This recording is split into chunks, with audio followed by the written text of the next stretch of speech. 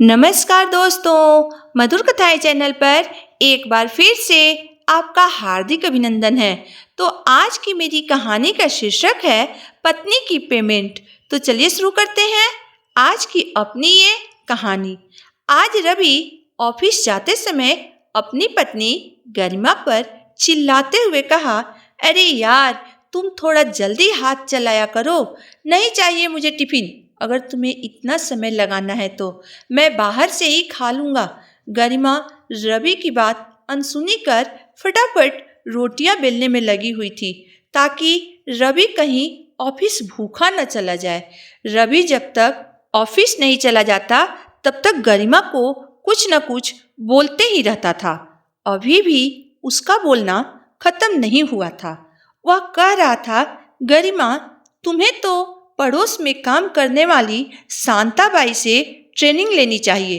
इतने सारे घरों में काम करती है शांताबाई, अपने बच्चे भी पालती है, घर गृहस्थी भी संभालती है और ऊपर से पैसे भी कमाती है।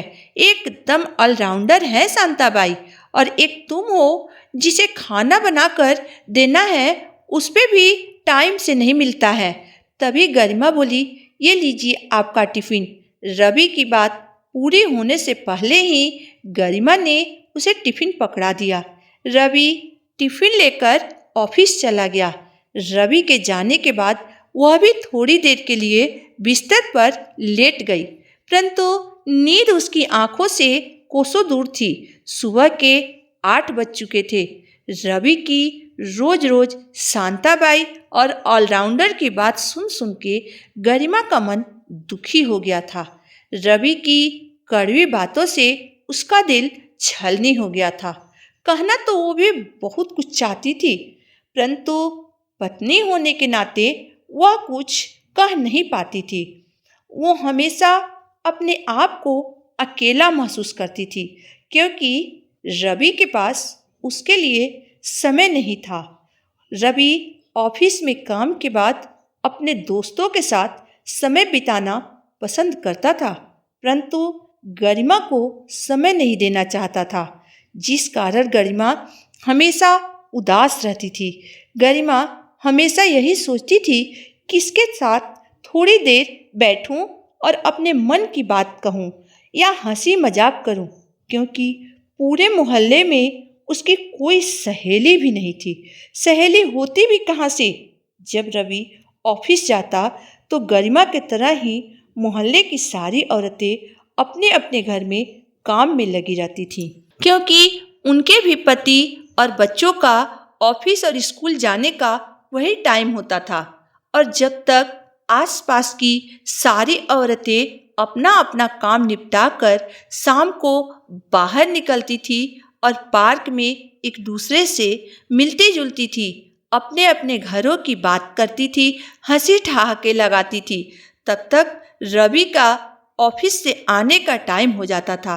और रवि जब ऑफिस से घर आता था तो वह गरिमा को घर के अंदर ही देखना चाहता था, क्योंकि रसोई में कोई काम करना वह अपने शान के खिलाफ समझता था।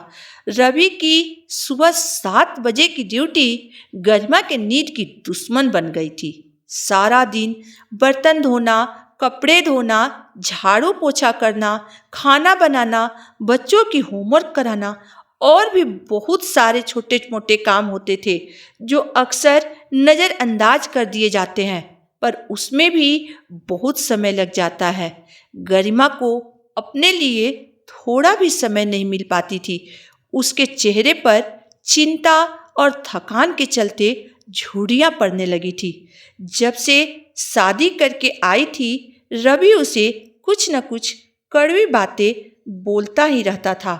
बिस्तर पर लेटे लेटे गरिमा यही सोच रही थी कि मुझसे अच्छी तो शांताबाई ही है। कम से कम उसे इतनी कड़वी बातें तो नहीं सुननी पड़ती है। काम करती है, पैसे कमाती है, किसी की गुलाम बनकर तो नहीं रहती है, और रोज रोज पति के ताने भी नहीं सुनने पड़ते हैं उसे। सब समय हंसती मुस्कुराती रहती है और उसका पति भी मजदूरी करता है। कितने प्यार से रहते हैं दोनों पति पत्नी। यही सब सोचते सोचते कब उसकी आंखें लग गई उसे पता ही नहीं चला। शाम को जब रवि ऑफिस से घर आया तब भी गरिमा बिस्तर पर ही लेटी थी। रसोई में कुछ खाना बना न देखकर वह एक बार फिर से झल्लाते हुए गरिमा से पूछा, क्या बात है, आज किस चीज़ की छुट्टी मनाई जा रही है? रवि फिर से अपनी पुरानी बातें दोहराने लगा। अरे तुम शांताबाई से कुछ तो सीखो। इतना काम करने के बावजूद भी एक दिन की भी छुट्टी नहीं लेती है। जैसे ही रवि ने शांताबाई का नाम लिया वैसे ही गरिमा गुस्से से झल्लाते हुए बोली, शांताबाई शांताबाई, थक गई हूँ मैं ये नाम सुन सुनकर। पहले लाओ मेरी तनख्वाह।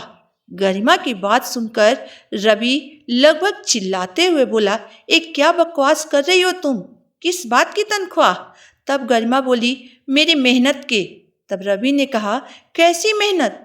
वही मेहनत जो शांताबाई बनकर मैं घर का सारा काम करती हूँ।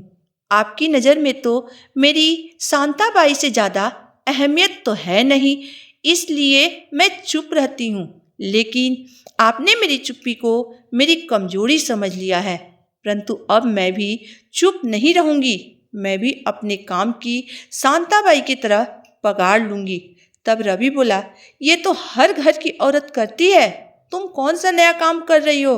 तब गरिमा ने कहा, हर घर की औरतों का पति अपने पत्नियों की खुशियों का ध्यान रखते हैं, उसे घुमाने ले जाते हैं, उसे शॉपिंग कराने ले जाते हैं, उसके साथ वक्त बिताते हैं। परंतु आप तो मुझे नए कपड़े भी नहीं खरीदने देना चाहते हैं। आप तो सिर्फ चाहते हैं कि मैं शांताबाई नौकरानी की तरह आपके घर की सारा काम करती रहूं, आपके इशारों पर नाचती रहूं और आपको समय पर तरह तरह के खाना बना बनाकर परोसती रहूं और रोज आपकी चार बातें सुनती रहूं, क्योंकि आप तो मेरे साथ समय बिताना भी नहीं चाहते हैं। आप तो मेरी जिंदगी को नौकरानी से भी बदतर बना दिए हैं। अरे एक नई गाड़ी खरीदो तो वो भी हर 6 महीने पर सर्विसिंग मांगती है। एक नौकरानी भी जब काम करती है तो उसे हर महीने उसके काम के पैसे मिलते हैं, जिससे वो अपने मन की सारी इच्छाएं पूरी कर लेती है। मगर पति लोग पत्नी का ये फर्ज कहकर घर का सारा काम, सारी जिम्मेदारी उसके ऊपर छोड़ देते हैं और बात बात पे ताना भी मारते हैं। अरे उसको खुशियाँ और तनख्वाह देना तो दूर, उसके साथ समय भी नहीं बिताना चाहते हैं। आपको मेरे साथ समय बिताना अच्छा नहीं लगता है तो मत बिताइए मेरे साथ समय। परंतु अब मैं भी शांताबाई की तरह हर महीने 15,000 रुपये तनख्वाह लूँगी। इतना कहकर गरिमा चुप हो गई। आज रवि चुपचाप गरिमा की बातें सुन रहा था, क्योंकि आज गरिमा ने उससे सच्चाई का आईना जो दिखा दिया था। तो दोस्तों, आज की मेरी कहानी यहीं तक थी। दोस्तों, आज की मेरी ये कहानी केवल रवि के घर की ही नहीं है, बल्कि हर घर की है। पति को पत्नी के रूप में, सास को बहू के रूप में मुफ्त की एक नौकरानी मिल जाती है, जो घर की सारे काम करती है, सभी लोगों का ध्यान रखती है और अकेले पूरे घर की जिम्मेदारी को निभाती है, वो भी निस्वार्थ भाव से, अपना फर्ज समझकर। परंतु बदले में उसे क्या मिलता है? सास और पति का ताना, ऊपर से सबकी कड़वी बातें सुनने को। तो दोस्तों, कैसी लगी मेरी आज की कहानी? अगर आपको मेरी कहानी पसंद आई हो तो मेरे वीडियो को लाइक कर दीजिएगा, चैनल को सब्सक्राइब कर दीजिएगा। तो फिर मिलते हैं एक नई वीडियो, एक नई कहानी के साथ। तब तक के लिए धन्यवाद।